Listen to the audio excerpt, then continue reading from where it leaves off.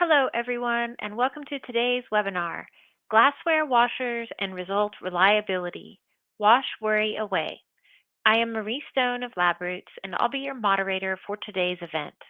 Today's educational web seminar is presented by LabRoots and brought to you by Labconco. To learn more, visit labconco.com. We encourage you to participate today by submitting any questions you may have during the presentation. To do so, simply type them into the Ask a Question box and click Send. We'll answer as many questions as we have time for at the end of the presentation. You may also submit any technical issues here as well if you have trouble seeing or hearing the presentation. This webinar is educational and thus offers free continuing education credits. Please click on the Continuing Education window at the bottom of your screen to obtain your credits. I'd like to now welcome our speaker, Jordan Henderson, Product Manager, Labconco Corporation. Jordan, you may now begin your presentation.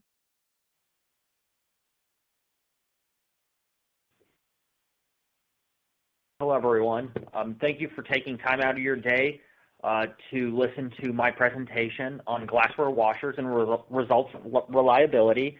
Washing your worry away. My name is Jordan Henderson. I'm the product manager for the glassware washer line here at the Labconco Corporation in Kansas City, Missouri.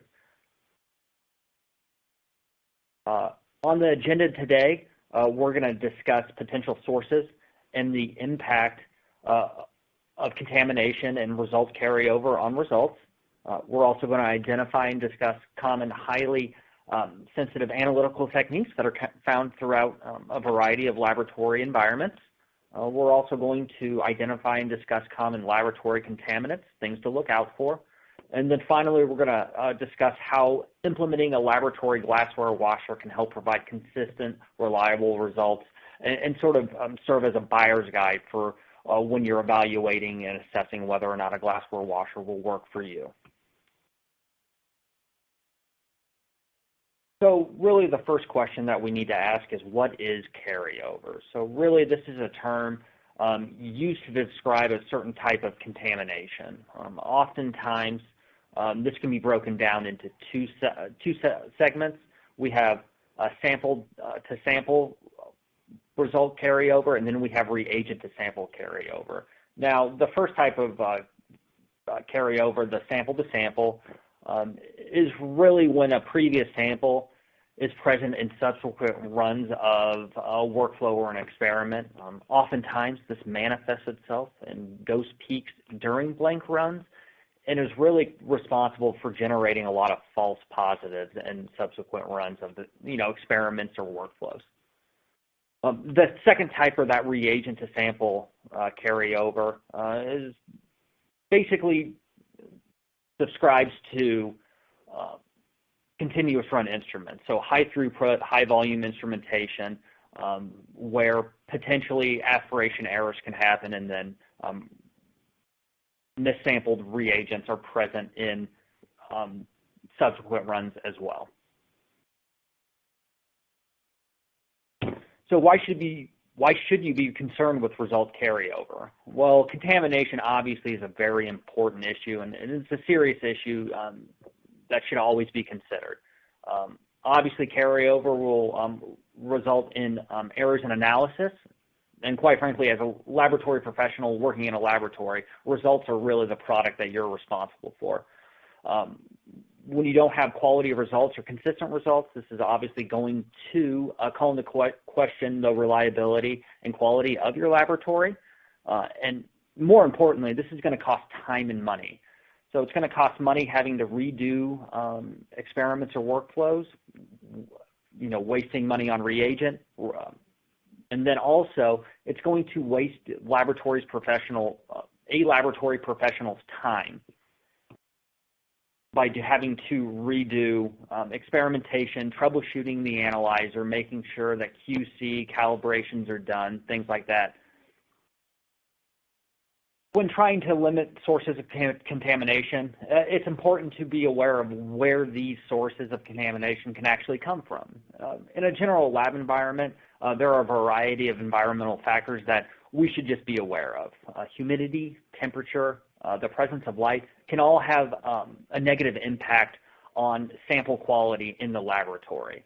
There are a number of molecules or tests that are very sensitive to these factors. Specifically, bilirubin testing is very sensitive to light, as well as vitamin testing.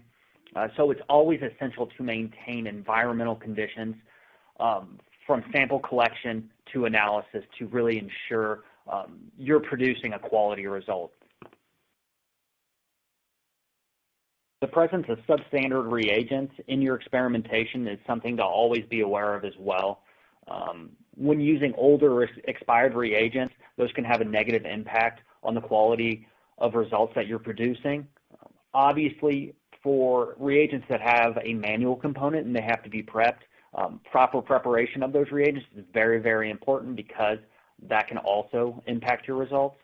And then, of course, when it comes to purchasing or acquiring these reagents for your experimentations, it's always important to make sure you get them from a reputable dealer that is focused on quality, because if you are getting cheaper, less quality reagents, that problem is going to manifest in your results because you're inheriting a quality issue from that manufacturer.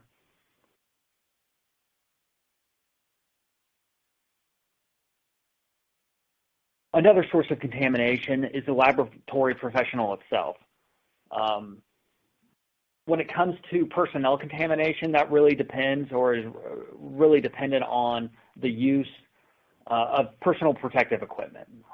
In the case of face masks and gloves, really limiting the contaminants being exposed that way. Additionally, when you're dealing with laboratory professionals, not every laboratory professional is going to do the same workflow exactly the same way every time, and that definitely is the case from person to person to person. So there's just more opportunity to go ahead and introduce potential contaminants that can negatively affect your results on the, when it comes to that. Instrument contamination as well is something to be considered. Again, I had previously mentioned that in cases of instrumentation that's really automating a process, when those processes missample or there is a problem, something breaks, there's a potential to expose certain modules or steps in a workflow to unexpected reagents or samples that can potentially negatively affect your results later down the line. Finally, it's worth mentioning visitor entry, obviously locking down an area, limiting the exposure of people coming in and out of your laboratory can further reduce the introduction of contaminants into your lab, and therefore provide a better result at the end. And finally, dirty glassware is something to always be considered when trying to limit the exposure of contaminants into your experiments. Oftentimes, residual chemical contamination remains on glassware, which will negatively impact the results that you're trying to produce. Additionally, residual sample contamination is something that can be considered when it comes to really making sure that you're producing the best quality results as well.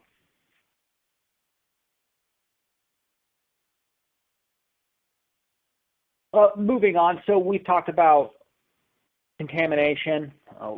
What is it? Where does it come from? What are things to be looking out for when it comes to reagent and sample contamination? Now let's talk about some procedures that are commonly found throughout laboratories, that are super sensitive to potential exposure to these types of things. So here's a list. We're going to talk about HPLC, ultra-high performance liquid chromatography, supercritical fluid chromatography, liquid chromatography in conjunction with mass spectrometry, and then polymerase chain reaction, just briefly. So what is high-performance liquid chromatography, or HPLC? So obviously, it's just a technique used to separate, identify, and quantify components in a mixture. This technique is a pretty ubiquitous technique found throughout laboratories, but it's especially found in analytical laboratories. In general, the HPLC procedure involves pumps moving solvents containing a mixture of compounds through columns, which is known as the stationary phase, that is generally comprised of absorbent materials. When those components actually hit that stationary phase or the absorbent material, they will interact differently, causing them to separate into their individual components. Then we can later identify those. This is commonly found in research settings, medical settings, and manufacturing settings.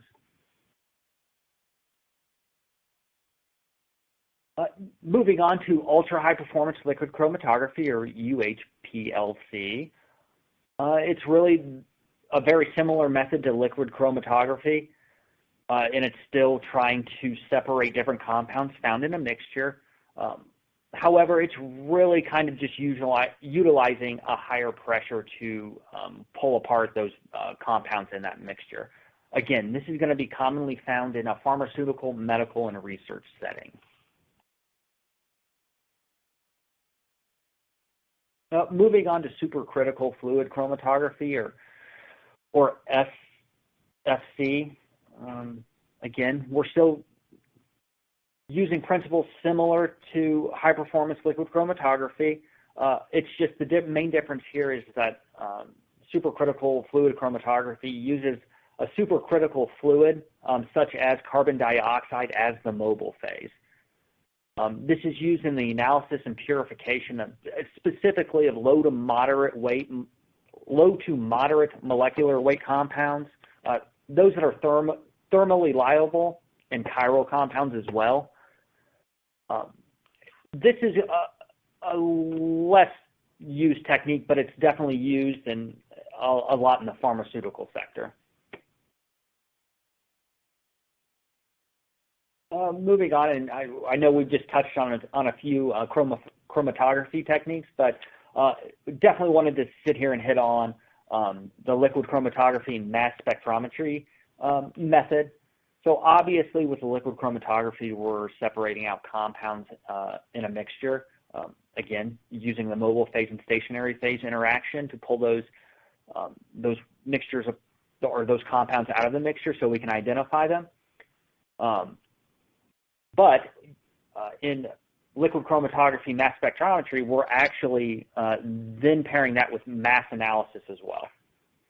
This is used to analyze a variety of compounds, biochemical, organic, or inorganic compounds, and this can commonly be found and is used in biotechnology, the environmental sector, food and agriculture, and cosmetics as well.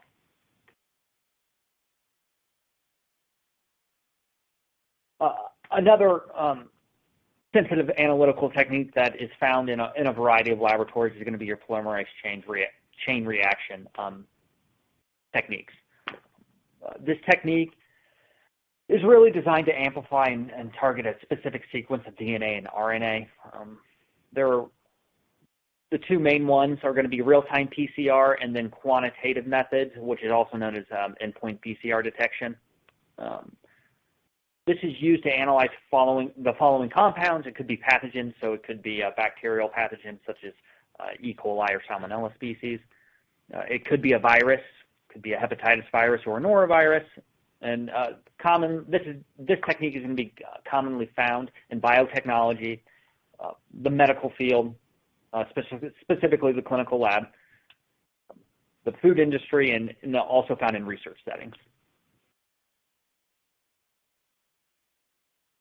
Now that we have identified some pretty sensitive analytical techniques, I think it's definitely worth our time to just identify and be aware of common contaminants that are found throughout the laboratory. Some of the residual contaminants that we often see are solvents. These solvents can be really anything, mostly organic, inorganic, or polar solvents. We also see a lot of residual contaminants being acids and bases. There are a lot of recommended glassware washing procedures where the glassware actually goes through a acid pre-rinse to really kind of loosen up stubborn contaminants.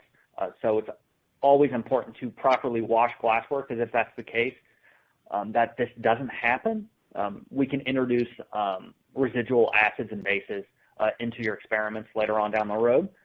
Waxes as well. This is specific to extraction processes. Waxes are generally hard, sticky substances that are difficult to clean, and so proper, thorough cleaning of really any reusable glassware is important. And then, of course, detergent itself can be a contaminant. Oftentimes, people equate more detergent with more clean, and we'll discuss this in a moment. That's not always the case.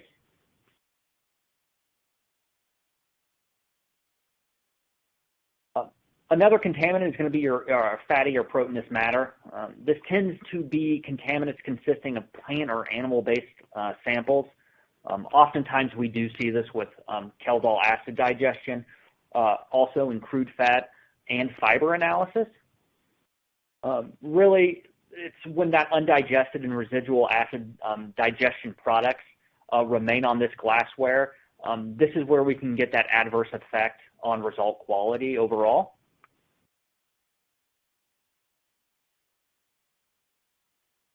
Kind of leaning into the acid digestion as well is when we start to look at burnt or charred residues. Burnt or charred residues can oftentimes consist of solution and mixture that have been left on a heating plate or a heat source that get burnt or charred onto reusable glassware, and that can obviously cause quality issues if that glassware isn't properly cleaned. Again, these tend to be very sticky and hard to clean substances.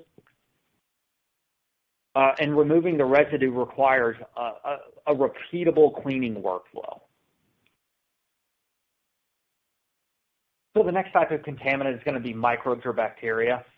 This contaminant really kind of affects the useful life of the reagent and buffer due to its buildup over time. It has an impact on the stability of the suspensions and solutions. It also affects negatively either in the inhibition or the catalysis of various reactions. This, again, leads to the formation of unwanted reaction products and additional impurities. So limiting the presence of these is very important.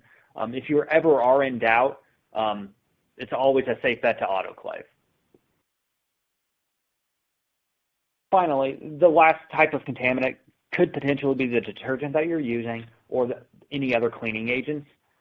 Residual detergents or other cleaning chemicals left over can produce undesirable results. This is really due to the fact that detergents have a very wide range of pH. They can range anywhere from 2 to a 13 on the pH scale. They also consist of varying chemical compounds that serve different functions. And also, detergents can be enzymatic, so they can have a pretty negative effect on any chemical reaction that you're really trying to control and produce a specific product. When in doubt, less is more. Adding more detergent doesn't mean you're going to get more clean glassware.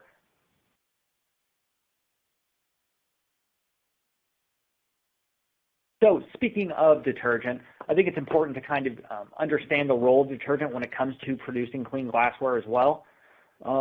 Really the main parts of glassware are surfactants, carriers, and chelators and builders. For the most part, surfactants or surface active agents are just molecules that consist of the hydrophilic heads and hydrophobic tails, and really they're responsible for reducing the surface tension of the solution that they're in. This helps kind of sweep away potential contaminants that are being lifted off of the glassware that you're trying to wash. Another part of a detergent is something known as a carrier, and this really just aids in dissolving soil on glassware. Moving on, chelators are another component that are often found in detergents. Really what a chelator does is that it binds to free metal ions, and then it sequesters them and allows them to be removed from a surface in a solution, like down a drain. And then, of course, we have our builders. And really a builder is a part of a detergent simply to emulsify, buffer, and soften contaminants in the water. So when trying to identify what type of detergent that you should use, we do have this chart here on the screen from a general sense. What detergent is going to work best for whatever contaminant you're trying to remove. When it comes to heavy scales, strong mineral acids, a 0 to a 2 on the pH scale is going to be preferred. When dealing with salts, oxides, and metallics, mild acids are preferred. When trying to remove light oil and other neutral particulates, really detergents that fall between a 5.5 and an 8.5 on the pH scale are going to be preferred. Mild alkaline detergents, anything from an 8.5 to 11, are going to be used to remove oils and films. Most commonly, especially in the laboratory setting, detergents are alkaline in nature, falling between this 11 to 12.5 pH scale, and these are going to be used to remove natural oils, fats, and resins. And then anything stronger than a 12.5 is going to be considered corrosive, and these are going to be used for heavy greases and soils.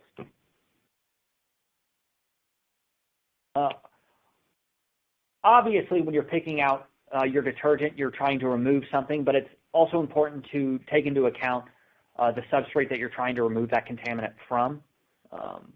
When dealing with aluminum soft metals, mild alkaline to modestly acidic detergents are preferred. When it comes to mild steel, it's just important to control corrosion, so we have to make sure that things are properly rinsed and dried appropriately. When considering plastics, plastics are plastics. They're resistant to a broad range of aqueous cleaners.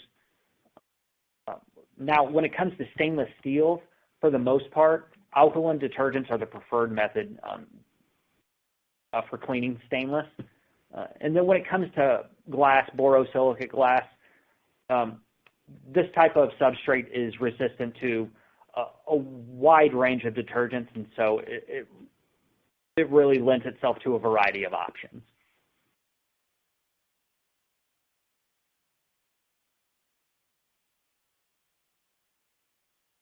So moving on, why do we even need to implement a glassware washer? So there are a lot of benefits to implementing a glassware washer. And here in the next few slides, we'll go over kind of features to look for.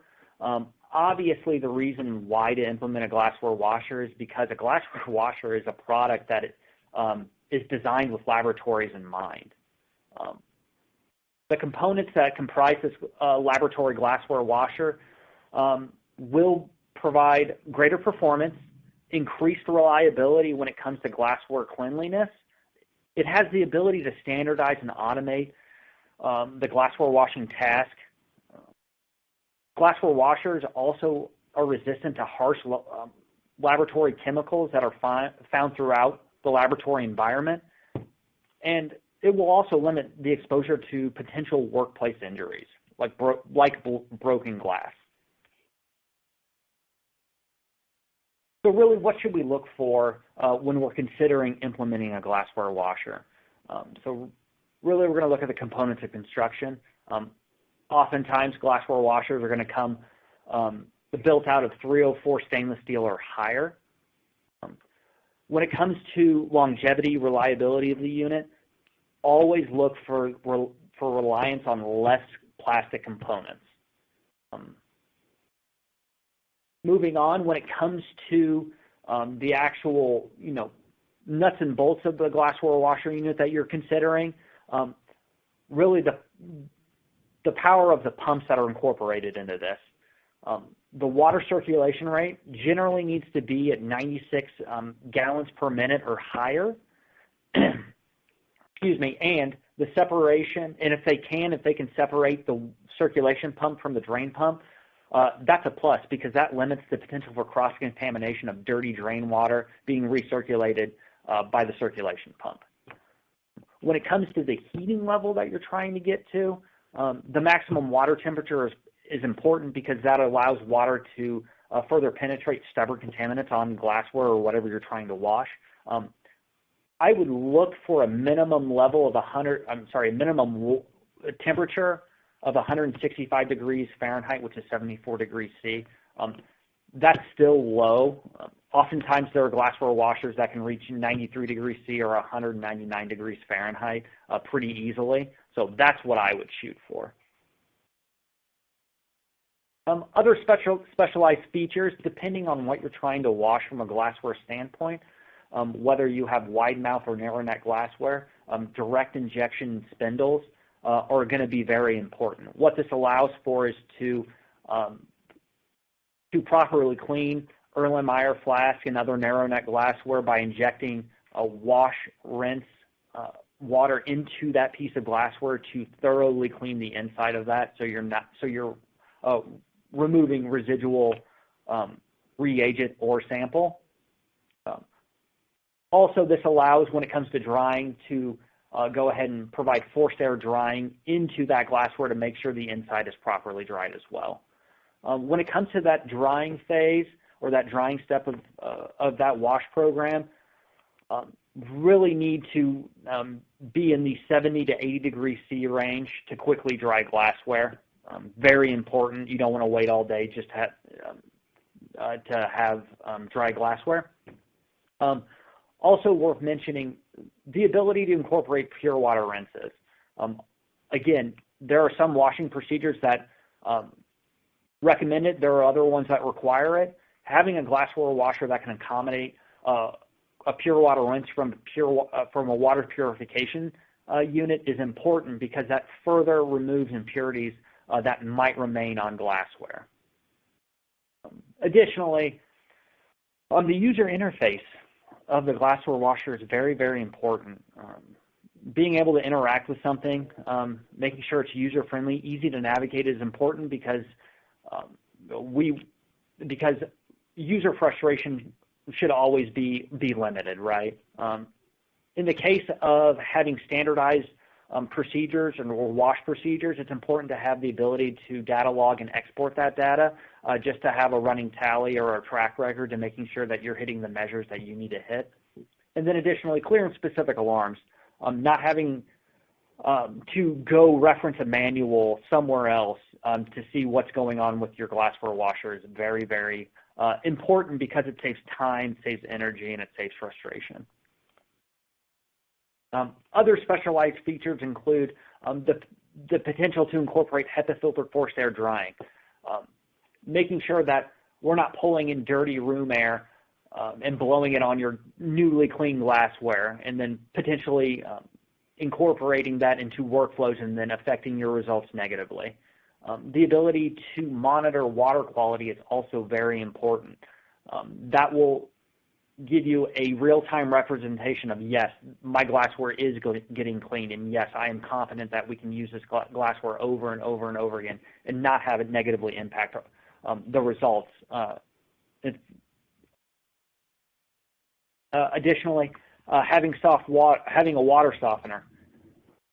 Having a water softener is important because water quality varies from region to region, from municipality to municipality. So if the case of water hardness, we're introducing potential contaminants that way, so using a water softener is very important.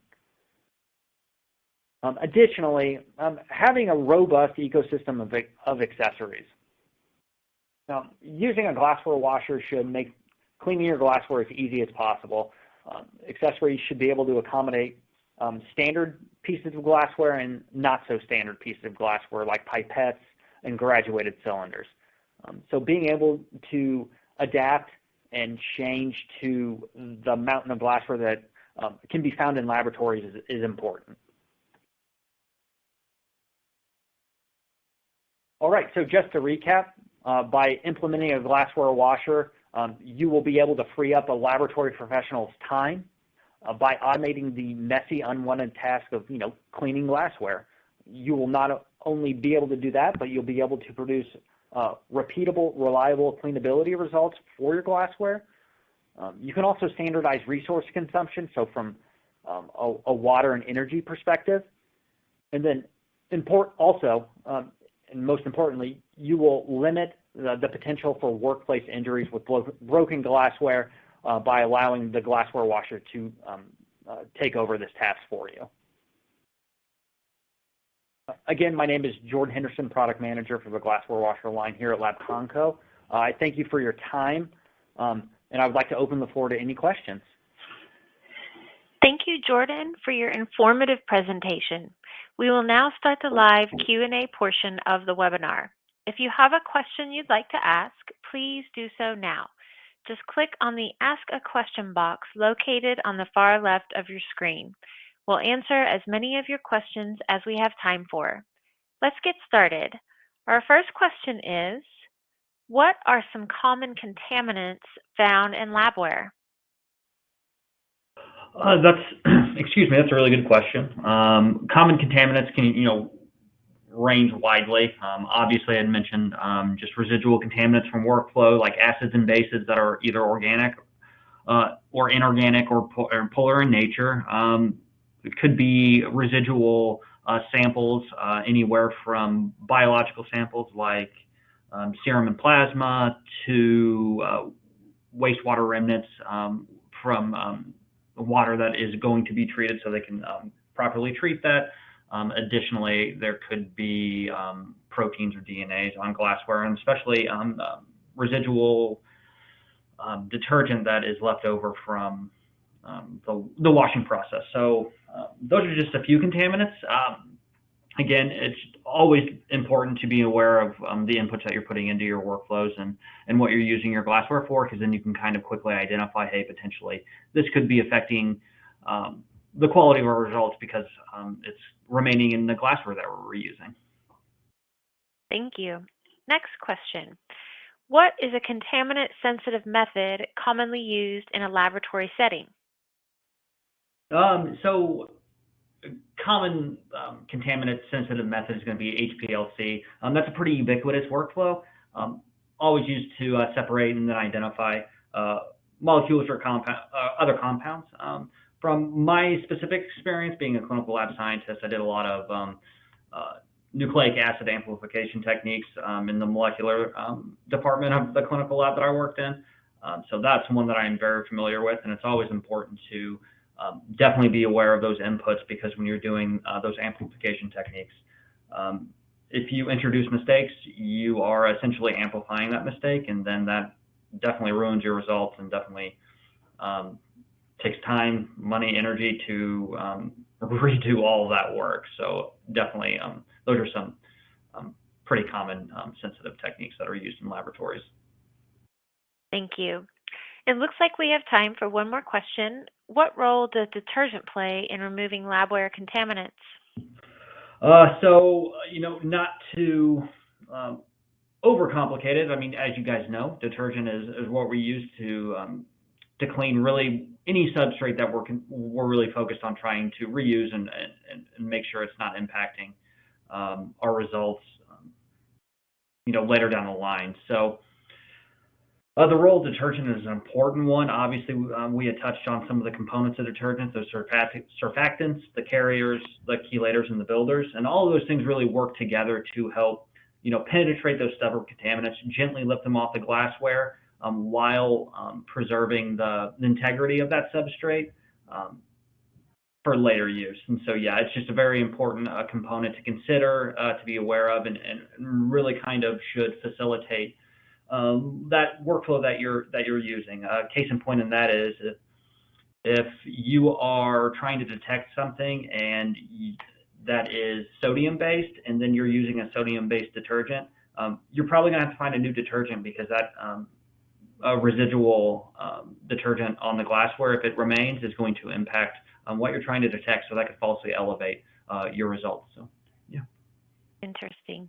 Thank you, Jordan. Do you have any final comments for our audience? No, I just wanted to, again, thank everybody for their time today. I really do appreciate you guys taking the time, sitting down with me, and listening to my presentation on glassware washers and results reliability. So, yeah, just thank you, and have a great rest of your day. All right. Well, thank you again, Jordan, for your time today and your important research. We would also like to thank LabRoots and our sponsor, Labconco, for underwriting today's educational webcast. Before we go, I'd like to thank the audience for joining us today and for their interesting questions.